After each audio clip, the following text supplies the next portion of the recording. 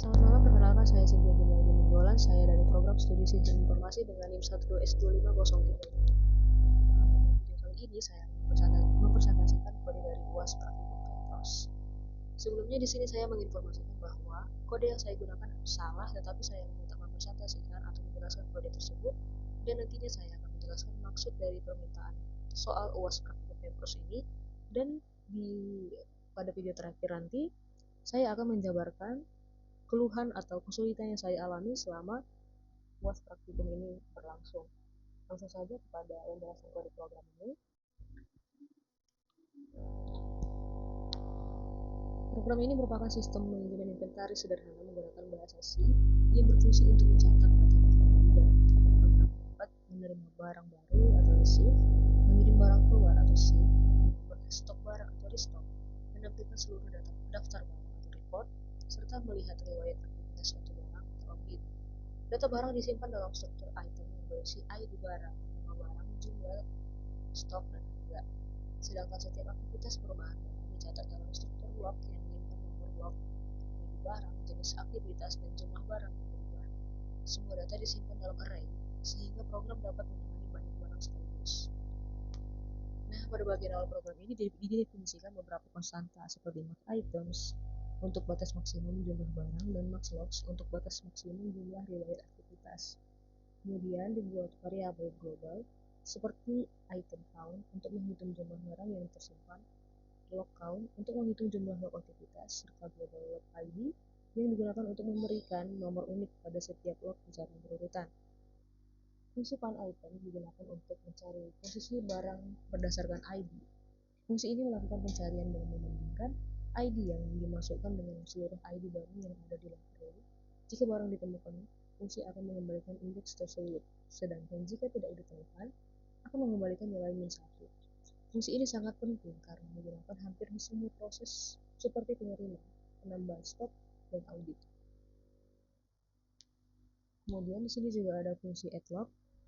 Fungsi ini berfungsi untuk mencatat setiap aktivitas yang terjadi pada barang, seperti barang diterima, dikirim, atau ditambah stoknya. Data log yang disimpan meliputi ID barang, jenis aktivitas, receive, ship atau restock, jumlah barang, serta nomor log atau notice. Dengan adanya fungsi ini, setiap perubahan pada inventaris dapat ditelusuri kembali melalui fitur audit. Kemudian di sini juga ada fungsi receive. Fungsi receive ini digunakan untuk menambahkan barang baru ke inventaris. Sebelum menambahkan data, program akan memeriksa apakah jumlah barang lebih dari 0 dan apakah ID barang belum pernah digunakan sebelumnya. Jika valid, data barang akan disimpan ke array. Jumlah barang akan ditambahkan ke daftar inventaris, dan aktivitas tersebut akan dicatat di dalam log sebagai receive. Kemudian di sini juga ada fungsi save, digunakan untuk mengurangi stok barang ketika barang dikirim keluar. Program terlebih dahulu memeriksa apakah barang dengan ID tersebut ada, apa jumlah yang diminta valid, dan apakah stok yang tersedia mencukupi. Jika semua syarat terpenuhi, stok barang akan dikurangi sesuai jumlah yang dikirim. Lalu, aktivitas tersebut dicatat dalam log sebagai save. Kemudian di sini juga ada fungsi restock. Fungsi restock ini berfungsi untuk menambahkan stok barang yang sudah ada. Program akan mencari barang berdasarkan ID, lalu memeriksa apakah jumlah tambahan stok valid. Jika benar, jumlah stok barang akan ditambah dan aktivitas tersebut dicatat dalam log dengan fitur restock. Kemudian di sini juga ada fungsi report. Nah, fungsi report ini digunakan untuk menampilkan seluruh daftar barang yang ada dalam inventaris. Data yang ditampilkan meliputi ID barang, nama barang, jumlah stok, dan harga barang dalam format yang dipisahkan oleh tanda pipeline. Fungsi ini berguna untuk melihat kondisi stok secara keseluruhan. Kemudian di sini juga ada fungsi audit. Fungsi audit ini digunakan untuk melihat detail barang beserta riwayat semua aktivitasnya.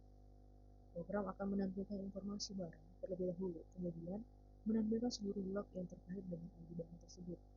Dengan fungsi ini, pengguna dapat mengetahui apakah barang diterima, berapa kali dikirim, dan kapan stok ditambahkan kembali. Nah, kemudian pada fungsi main, program berjalan dengan membaca input perintah dari pengguna secara berulang menggunakan fwords.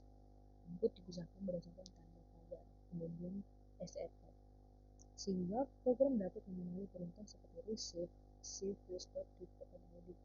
Program akan terus berjalan hingga pengguna memasukkan tanda triple dash yang menandakan program harus berhenti. Seperti yang saya katakan di awal tadi, kode yang saya gunakan adalah kode yang salah. Kemudian saya akan melanjutkan dengan menjelaskan maksud dari salah tersebut. Nah, pada soal ini, kita diminta untuk membuat sebuah program sistem inventory barang yang sederhana menggunakan bahasa C yang berfungsi untuk mengelola data barang dalam sebuah bidang. Program harus mampu membaca data awal dari sebuah file repository bernama inventory repository.txt yang berisi data barang dengan atribut berupa ID, nama barang, kategori, dan stok. Data awal tersebut harus dimuat ke dalam program saat program dijalankan. Kemudian disimpan dalam sebuah struktur data seperti struct dan array agar data diproses lebih lanjut. Dengan demikian, langkah pertama yang perlu dilakukan adalah membuat struktur data untuk menyimpan informasi setiap barang, lalu menggunakan operasi file seperti open, scanf, atau fetch serta equals untuk membaca data dari file ke dalam program. Nah, setelah data awal berhasil dimuat, program harus dapat menerima dan memproses berbagai perintah dari pengguna melalui input standar atau FTP secara terus-menerus hingga pengguna memasukkan perintah triple dash yang menandakan program harus berhenti. Salah satu perintah utama adalah print all, yaitu perintah yang untuk menampilkan seluruh data inventory yang tersimpan. Ketika perintah dijalankan, program harus mencetak semua data barang dengan format yang sama, seperti yang terdapat pada file repository. Untuk mengimplementasikan fitur ini, diperlukan sebuah fungsi yang untuk melakukan perulangan terhadap seluruh data dalam array dan menampilkan setiap atribut barang dengan format yang sesuai. Kemudian, selain menampilkan data, program juga harus mampu menambahkan barang baru melalui perintah inventory add, nama barang, kategori, stok out. Pada fitur ini, program harus memisahkan input berdasarkan karakter. Kemudian, pengambilan barang, kategori, dan jumlah stok yang diberikan pengguna.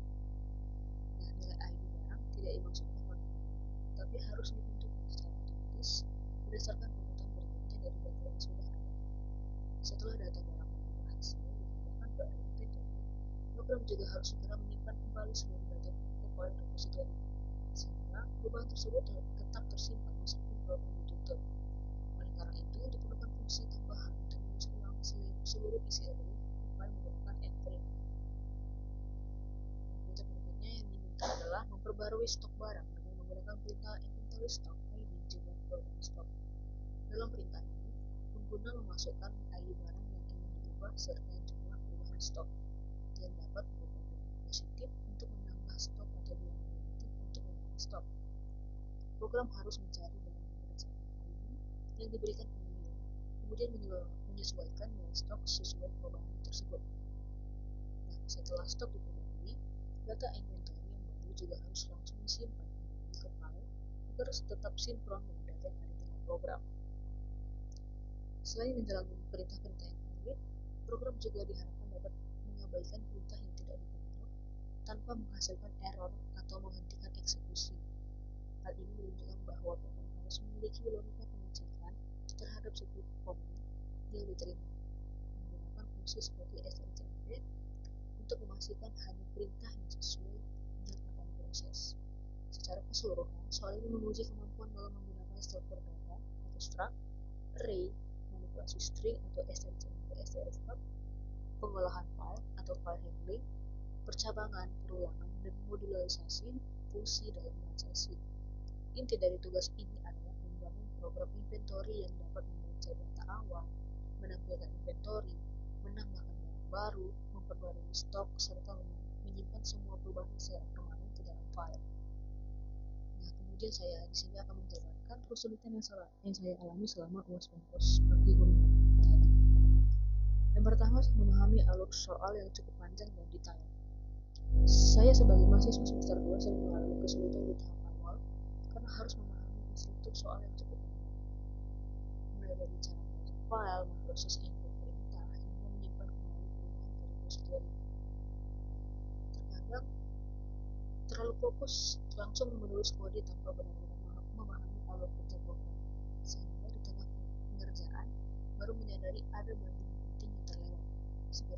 file setelah mengambil data atau penghentian program ketika menerima perintah telepon desk. Kemudian yang kedua, kesulitan membaca dan menulis file atau file handling. Salah satu tantangan terbesar biasanya adalah menggunakan file input atau output dalam bahasa C. Banyak mahasiswa yang masih bingung bagaimana membuka file dengan VOP1, membaca data baris demi baris menggunakan fscanf atau fgets, lalu menulis ulang data menggunakan fprintf. Kesalahan kecil seperti tab file yang salah atau lupa menutup file dengan fclose sering menyebabkan program gagal berjalan. Kemudian yang ketiga adalah kesulitan mengelola array of string. Karena data inventory terdiri dari beberapa atribut seperti ID, nama barang, kategori, dan stok, kita perlu menggunakan struct dan menyimpannya dalam array. Banyak yang masih bingung bagaimana mengakses dan memodifikasi bagaimana data dalam array struct, terutama ketika harus menambahkan item baru atau memperbarui stok barang baru tertentu berdasarkan ID. Yang keempat adalah parsing input dengan delimiter. Pada task 2 dan task 3, input menggunakan format seperti inventory 8, mouse, logitech, electronic 30. Kita sebagai mahasiswa sering kesulitan memisahkan string berdasarkan tanda tagar. Penggunaan fungsi seperti strtop kadang membingungkan, terutama karena harus memastikan setiap bagian masuk ke variabel yang tepat. Jika parsing gagal, data yang tersimpan bisa salah atau program mengalami error. Kemudian yang kelima adalah menangani string yang mengandung spasi. Nama barang seperti mouse logitech atau kapal api memiliki lebih dari satu kata. Ini sering menjadi masalah karena kita sebagai mahasiswa terbiasa menggunakan %s yang hanya membaca satu kata. Mereka perlu memahami cara menggunakan fgets atau format khusus agar string dengan spasi tetap terbaca dengan benar. Kemudian yang keenam, menyimpan perubahan kembali ke file. Setelah berhasil menambahkan barang atau mengubah stok, mahasiswa harus menulis ulang seluruh isi inventory ke file. Banyak yang lupa bahwa perubahan di array program tidak otomatis tersimpan di file. Akibatnya, saat program dijalankan ulang, data kembali ke kondisi awal. Memahami sinkronisasi antara data di memori dan data di file menjadi tantangan tersendiri. Kemudian yang ketujuh adalah debugging dan mencari sumber error. Biasanya masih belajar membaca pesan error compiler dan memahami penyebab program tidak berjalan sesuai harapan. Terus seperti segmentation, variabel tidak tereliminasi atau array index out of bounds sering muncul. Proses juga bisa memakan banyak waktu, terutama jika belum terbiasa menggunakan printf untuk melacak alur program. Kemudian yang kedelapan adalah manajemen waktu saat ujian praktikum.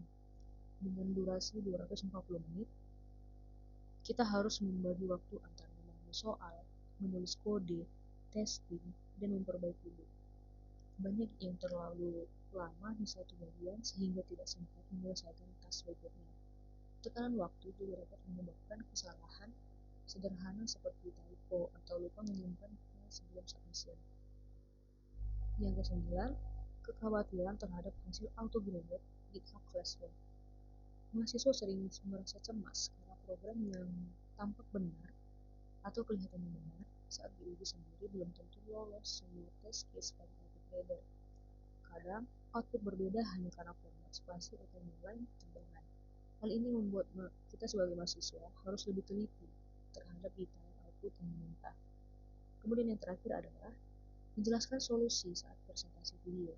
Setelah coding selesai, tantangan berikutnya adalah menjelaskan logika program secara runtut dalam video presentasi. Beberapa mahasiswa sebenarnya berhasil membuat program, tetapi kesulitan menyampaikan dengan alasan penggunaan fungsi tertentu, alur eksekusi program, atau kendala yang mereka hadapi selama pekerjaan seperti UAS praktikum. Mungkin itu saja yang bisa saya presentasikan dalam video kali ini. Mohon maaf jika ada kesalahan kata. Selamat malam dan terima kasih.